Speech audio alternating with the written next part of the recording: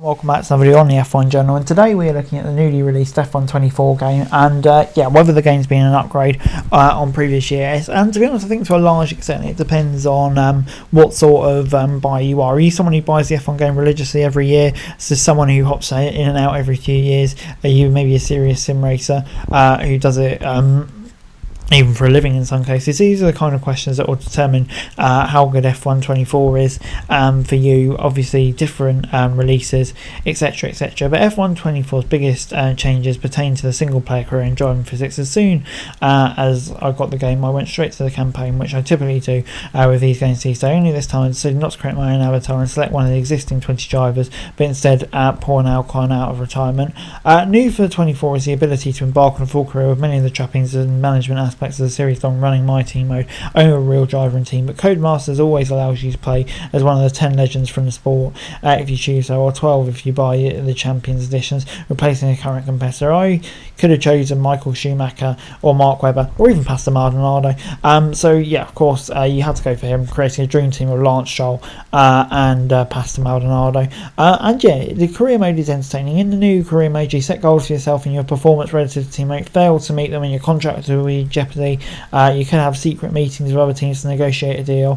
For example, being approached by Williams when you aren't doing such a great job of Aston Martin, having a slip down a grid. Overall, the driver's career doesn't deviate much from previous single player offerings, which is fine. These games always have the basis of a sound championship experience anyway. Going all the way back to the middle of the last decade, you'll be investing in part upgrades between races and maximising development by completing test sessions during practice, which is always a great way to learn tracks. Not that you do a whole lot of that, because obviously lots of people choose to trim the fat from such a lengthy career mode. Obviously with the F1 calendar doing too much as well, you can reduce the number of races, but then you also look at the physics, and that's when it gets interesting. If you've been paying attention to the community, you may have seen glimpses of footage, and you may know that gameplay didn't look particularly encouraging in the days leading up to the launch. However, I think with the pre-launch patch, it's definitely looking better, more advanced, and naturally feeling than a few weeks ago.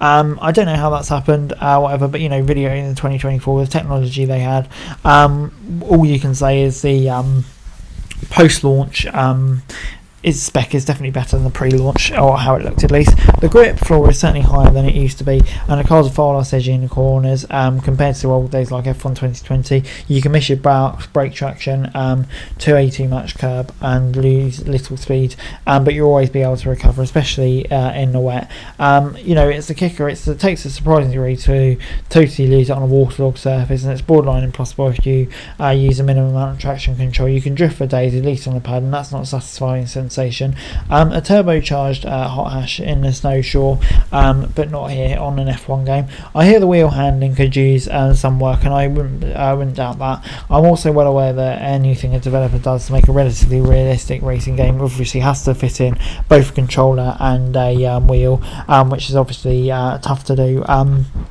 Coding tweaks do sometimes help, but the good news is ever that you can and likely will change down the line the succession of physics patches that every race sim gets post-launch nowadays. But overall, I thought it's a pretty fun game. I think an upgrade on most of them. The graphics are better.